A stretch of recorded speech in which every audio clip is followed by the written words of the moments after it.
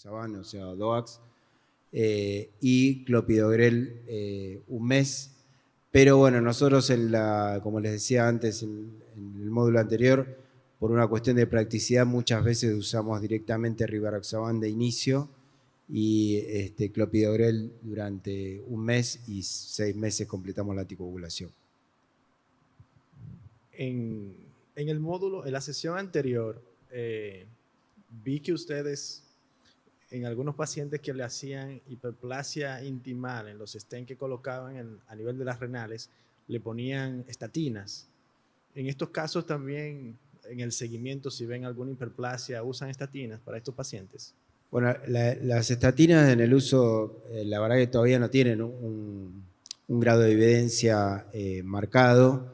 Sí es verdad que hay algunos, por ejemplo, el doctor Comerota es un defensor del uso de estatinas en estos pacientes que desarrollan hiperplasia en venas, así que digamos un poco fue traslación de lo que pasa con arterias también, comenzar con la experiencia del uso de estatinas. La verdad que en estos pacientes que sí que presentan hiperplasia las estamos utilizando. La verdad que no podemos dar una clara respuesta si son útiles o no todavía porque no hay una evidencia cierta de esto. Muy bien. Hay una pregunta con relación al tiempo de permeabilidad de los stents en la vena cava. Con relación al seguimiento de esos pacientes, si han tenido, o sea, la data de la permeabilidad que tienen esos que han colocado. Sí, tenemos un caso complejo que mostró Marcelo, que es el paciente con diagnóstico de agenesia de vena cava con stenting desde la aurícula. Ya tenemos más de 7 años de permeabilidad. Lo que sí hacemos un seguimiento muy estricto, es decir, ese paciente por lo menos lo vemos a las 48, 72 horas, después una vez por semana, después una vez por mes y después vamos cada 3 meses. Y la primera tomografía es a los 3 meses, donde ahí ya detectamos la hiperplasia temprana. Y hay situaciones en las cuales que no todos los pacientes que tienen cuadros complejos hacen hiperplasia. Y ese es un factor desconocido. Ahí es donde usamos estatina y vemos que se estabiliza. Y tenemos muy pocos pacientes en los cuales hay que angioplastiar de nuevo con balón con drogas. Lamentablemente los balones con drogas, los más grandes son de hasta 12 milímetros, lo tiene Medtronic, pero no hay balones de 16, no hay balones de 18, y por ende tenemos que hacer una combinación, inflar con un balón de 12 con drogas y después llevar con un balón de 16 al tamaño ideal. Es decir, estamos innovando en una patología hasta desconocida. No es lo mismo un compresivo que un postrombótico, pero los postrombóticos, la tasa de permeabilidad por ahora es del 100%, no tenemos oclusiones, los complejos. Pero sí hay una permeabilidad secundaria donde hubo que reintervenir a algunos pacientes en forma temprana. Hay algunos artículos que nos hablan también con relación a ver si se puede aumentar un poquito la permeabilidad del uso de cilostazol combinado con un antiagregante plaquetario en pacientes que tienen, o sea, que le han hecho stenting por oclusión por un síndrome postrombótico o por un síndrome compresivo también. ¿Han tenido experiencia utilizando el cilostazol ustedes? No. Yo creo que acá el gran problema es cómo hacer para aumentar el inflow. Porque acá estamos hablando de un circuito de baja presión. Pensá que la presión máxima puede tener hasta 12 milímetros de mercurio. Entonces, ¿cómo aumentar? Bueno, una de las cosas que hacemos cuando no podemos pasar una obstrucción, hacemos interposición protésica y una fístula arteriovenosa y stent distal, proximal. Entonces hacemos híbridos, aumentando la permeabilidad de ese stent. Pero la verdad que es un problema, no tenemos experiencia con ese tipo de drogas. Después, la elastocompresión es fundamental. Todos los pacientes que quedan con medias elásticas. Y hay un momento crítico que es el paciente cuando sale de la sala de hemodinamia.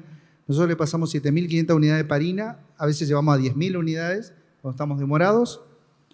Y el momento que sale de sala hasta que llega a la habitación, porque van a habitación general, no van a terapia, tienen que recibir heparina de bajo peso molecular las primeras 12 horas. No le damos DOAX ahí, le damos recién al otro día de alta. Ese es el periodo crítico porque justo llega en un horario donde o es la merienda de la enfermera o se demoró la heparina de bajo peso molecular y no se la aplicaron y ese paciente quedó sin anticoagulación 6 horas. Entonces ahí es donde se producen los trombos y creemos que son las explicaciones de esas hiperplasias tempranas. Por eso a veces insistimos en la heparina de bajo peso en forma inmediata. Muy bien.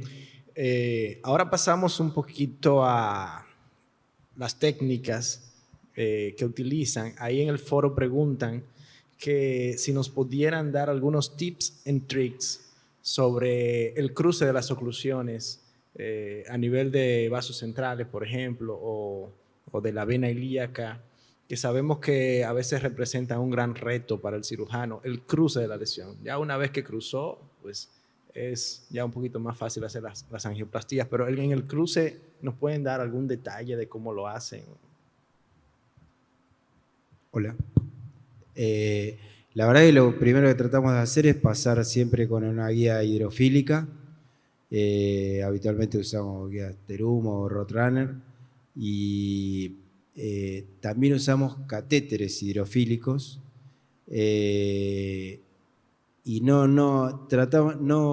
raramente utilizamos cuerdas de 0,14, en general son cuerdas 0,35 y nos va bien con ese tipo de cuerdas, no utilizamos cuerdas más chicas. Después sí empezamos con una vez que ganamos la posición, que llegamos a un vaso seguro, o sea que cruzamos la oclusión, ahí ya colocamos una guía de soporte, una guía Amplatz, y ahí empezamos con la predilatación, que a veces sí tenemos que empezar con balones muy chicos, de 4 milímetros, ir predilatando hasta lograr tener una predilatación por lo menos de 12 milímetros para después poder realmente abrir un stent, porque si uno lo abre el stent antes de tener una predilatación aceptable, lo más probable es que quede un embudo que después no podamos pasar el stent, la oclusión que quedó en el stent. Sí, usamos sobre todo las hidrofílicas Stiff y guías largas, es decir, 260. Y a mí me gusta usar mucho lo que serían las vainas de 6, las vainas de uso carotidio, donde justamente no usamos el catéter, sino el dilatador. Entonces sacamos el catéter y nos quedamos con el dilatador y con ese dilatador nos sirve para a veces romper esa fibrosis. Vamos testeando continuamente, tratando de pasar con el dilatador y a veces vamos hasta con la parte posterior del Amplax. Primero empezamos con parte posterior de la Stiff, de la hidrofílica, rompiendo la fibrosis. No podemos, pasamos a la parte posterior del Amplax y tratar de atravesar. También hemos usado láser 1470 y acá está la gente de Argonne, donde creo que el dispositivo ideal para este tipo de lesiones es el Scorpion, que es el dispositivo para colocación de tips. Ese dispositivo es over the wire y tiene la punta como si fuera una J, entonces puedo usar un dispositivo de Scorpion, llegar hasta el stent. Por ejemplo, acá el problema son los stent ocluidos, donde se genera una oclusión crónica, es generalmente traspasable. El problema son los stent venosos ocluidos, que hay una fibrosis tan importante que es difícil de atravesar. Creo que ese dispositivo de Scorpion es excelente, tiene como un punzón, es over the wire, se puede testear. Lamentablemente en Argentina todavía no entró y creo que en algunos países todavía estamos esperando. Pero una alternativa es el láser, la otra es la parte posterior de la guía Amplax, usar una vaina de 5 o de 6 French, la de uso, la de carótida, la Flexor, pero J, no la recta, y después algún otro tip, y usar balones nuevos. A veces logramos pasar con una Stiff, no podemos progresar el catéter y ahí vamos con un 4 French nuevo, balón, y ahí dilatamos. Vamos dilatando, ganamos posición, ponemos el catéter, volvemos a trabajar, dilatamos con el balón, ganamos posición, ponemos el catéter y vamos avanzando de esa manera. A veces lo hacemos simultáneo, uno va desde arriba, desde yugular, y el otro va desde femoral, y a veces pasa que ahí nos encontramos, o a veces, por suerte, se pasa de arriba o de abajo. Nunca hacemos nunca hacemos crossover, porque crossover es difícil tener un soporte. Otro tips, lo más cercano a la obstrucción. Cuando estás más distal, tenés menos posibilidad de atravesarlo. Todo ecoasistido.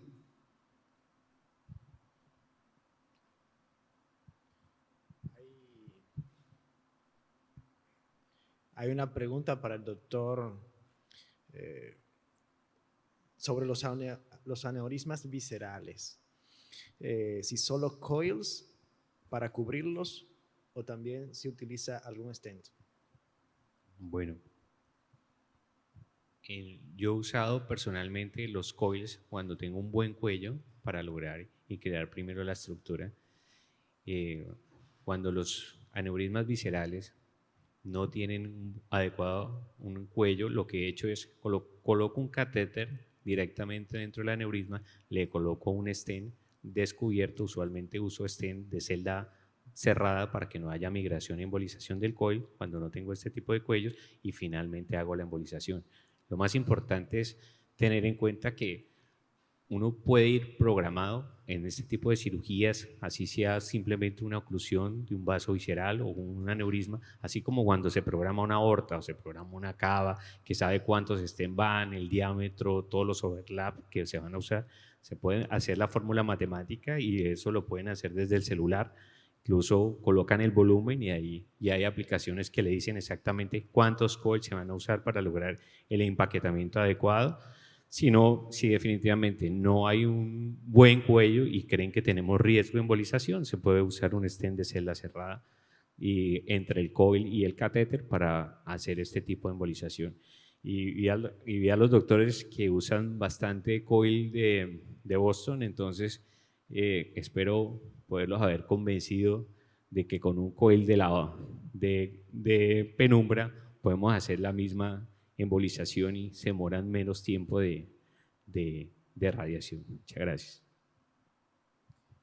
La última pregunta sobre el uso de balones medicados en la estenosis de vasos centrales.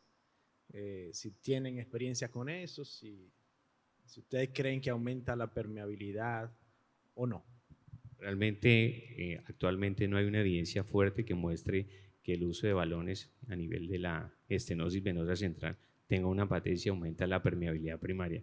Por eso eso todavía no tiene FDA y tampoco tiene, por eso todavía hay balones hasta de 12 milímetros y no hay balones grandes para eso. Por eso no es una práctica ampliamente usada. Por eso, como dicen muy bien los doctores, es un terreno que apenas se está empezando a explorar, que se tiene que explorar porque no hay mucha experiencia en ese tema todavía. Bueno, yo creo que aquí culminamos la sesión. Hay otra preguntita más. Bueno, ¿queda una preguntita del doctor? Buenas tardes. Primero, pues, agradecerle por compartir con nosotros estas presentaciones maravillosas, ¿no? Pero con relación a esas reconstrucciones que hacen de la cava y todo eso, pues uno de los temores que tenemos los vasculares es precisamente la trombosis cuando se hace tanta instrumentación a nivel de un vaso. Entonces, ustedes hablan de un protocolo de anticoagulación, usan por 6 meses, pero a mí me gustaría saber cuál anticoagulante de los directos y la dosis que ustedes pues le dan a sus pacientes. Y la otra pregunta va dirigida porque veo que ponen stent inclusive en zonas de transición y de mucha movilidad, a ver qué experiencia en su seguimiento, cómo le ha ido con relación a la fractura de los stent o del kinky, que eso también son problemáticas que nosotros nos enfrentamos. Muchas gracias. Con respecto a DOACs, la dosis que habitualmente usamos son 20 miligramos día. Si usamos enoxaparina es según peso, obviamente. Con respecto a las zonas de transición, por ejemplo, surcando la arcada inguinal. Hay varios trabajos que hablan de que cuando uno surca la arcada inguinal tiene una pérdida de permeabilidad, o sea, hay una menor tasa de permeabilidad, pero la verdad que la experiencia cada vez es mejor, sobre todo de los estén dedicados a venas, y nosotros prácticamente los casos que presentamos, todos surcamos la arcada inguinal y la permeabilidad no fue alterada por eso. Tampoco hay en los estén dedicados a venas actualmente, hay uno solo que es de celda cerrada, que es el Vichy, y no hay una evidencia de que haya una diferencia en cuanto a los estén de celda abierta con los de celda cerrada en cuanto a la permeabilidad. Tenemos un solo caso que llegamos hasta el Hunter, hasta prácticamente la Poplitea, y ese ya lleva 24 meses permeable. Es el único caso que hicimos toda la femoral cubierta de stent venoso y está todavía permeable. O sea, cada vez con base a la experiencia nos vamos animando a más y le vamos perdiendo más el miedo. Pero bueno, es ya, como hablaba el doctor recién, es todo un terreno un poco inexplorado y bueno, uno va animándose en base a lo que va haciendo y a la experiencia. Una de las cosas que miramos es que cuando pasamos la arcada, pasamos la cámara femoral y el stent queda puesto, tenemos varios puestos a la femoral profunda. Inclusive si tenés tapada la femoral superficial o vena femoral, actualmente llamada vena femoral, podés posicionarlo en la femoral profunda y la permeabilidad es elevada. Al revés, cuando tenés una femoral profunda y una femoral superficial parcialmente recanalizada, con mucha sinequia, nosotros ponemos balón, mejoramos la femoral superficial, ponemos el stent en la femoral superficial, no tan distal, sino pasando la cámara femoral, y muchas veces se tapa ese segmento del stent. ¿Y por qué se mantiene permeable? Por la femoral profunda. Entonces, lo mismo pasa en la hipogástrica, a veces se tapa el stent distal y el proximal se mantiene permeable por la hipogástrica, porque son circuitos de alto flujo. Entonces, al tener una profunda permeable, toda la derivación va por la profunda y mantiene permeable el stent. Entonces, no preocuparse si colocas un stent distal, a veces técnicamente lo tenés que hacer porque no tenés manera de subir todo el dispositivo, pero sabés que eso se puede trombosar, pero se mantiene permeable por la profunda. Y lo mismo pasa con la hipogástrica. Eso es lo que vimos en seguimiento.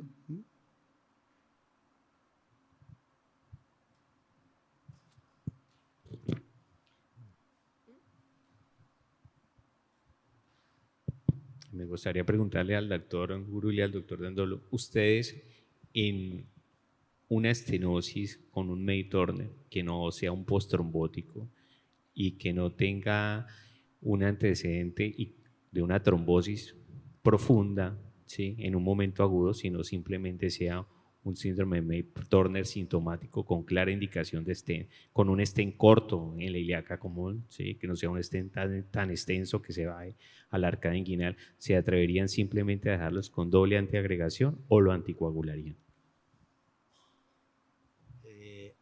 Hay un trabajo de Peter Papas que habla de hacer eso, tal cual lo que dijiste vos, doble antiagregación y no darle anticoagulación a esas lesiones ilíacas no trombóticas.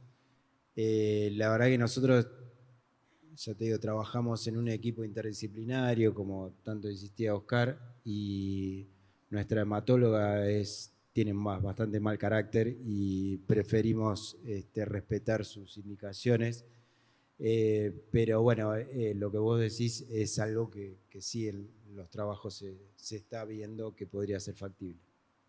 Una de las cosas, cuando ponemos un stent en la vena ilíaca, el famoso May Turner tipo 1, hay veces en AIBO se ve que la compresión también está dada a nivel de la salida de la arteria ilíaca, la ilíaca interna, y comprime también a la vena. Si ustedes ven la anatomía de la pelvis, la pelvis va hacia la parte posterior, hacia la zona glútea, y luego se dobla y vuelve hacia la zona inguinal. Si ustedes ponen un stent, por ejemplo, corto, el stent va a quedar clavado hacia la vena en un plano posterior y ese es un sitio de hiperplasia temprana.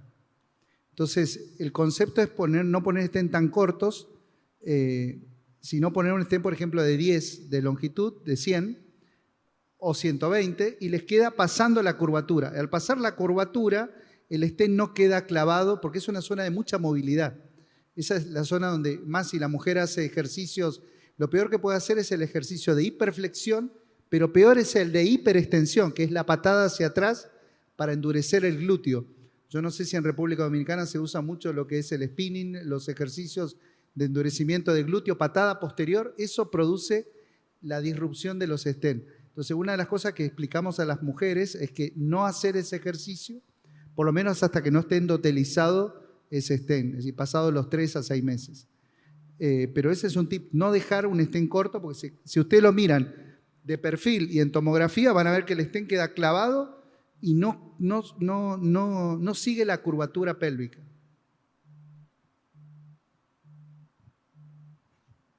Muy bien, pues muchas gracias a nuestros speakers por una charla tan interesante y un debate.